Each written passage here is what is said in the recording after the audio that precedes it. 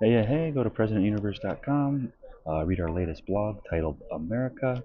Most of this information comes from this book my daddy gave me called The Violence Project. He's a school administrator.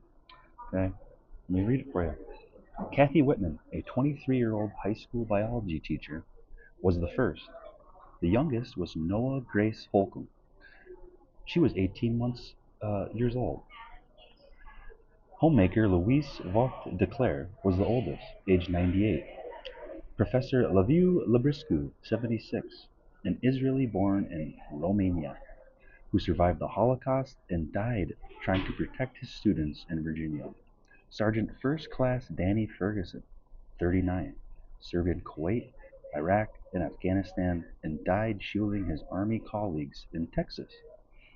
Louise Oglesby, 27, a mother of two, was studying to become a nurse. Allison Wyatt, just 6 years old, wanted to be an artist, and rows of her pictures filled her house.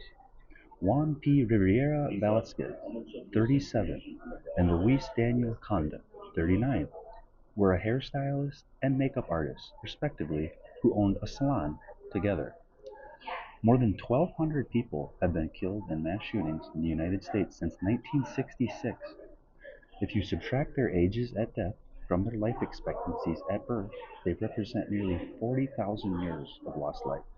They were men, 60%, and women, 40%, as diverse as the nation, 64% white, 10% black, 17% Latino, and 7% Asian.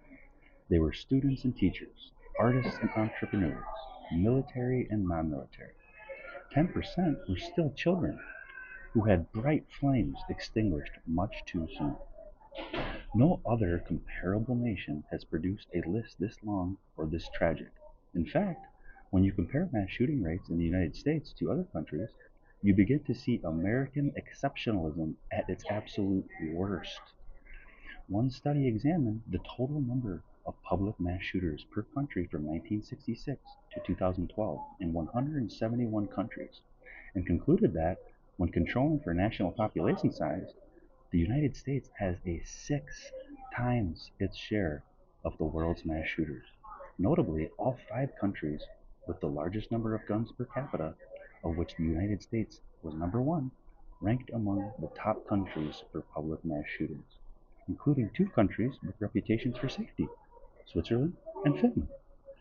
Guns are for crazy and violent populations, if you have not figured that out by now. Sadly, we are all products of our environment. So when you grow up in a society like America with more guns than people, your mind is tricked into a delusion into thinking guns are a normal thing. When in fact, guns are for crazy people and have no place in a good society whose job it is to raise children and grow families. If you own a gun or constantly carry one with you, this proves with very hard evidence you are psychologically committing a premeditated act of murder and violence in your neural circuit, which needs serious rewiring if you think that guns are cool or normal. Carrying a gun, psychologically, it tells you that you're a psychopath. Okay? It also says you defy all logical and deductive reasoning with no ability to differentiate right from wrong if you carry a gun.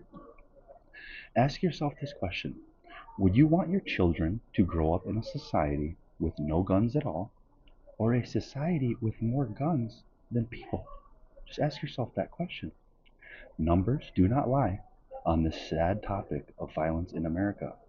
The more guns, the more violence, the more guns, the more crazy people. Guns do kill people. They are for giant pussies who never want a fair fight, no matter what your profession is. I love you. Have a great day.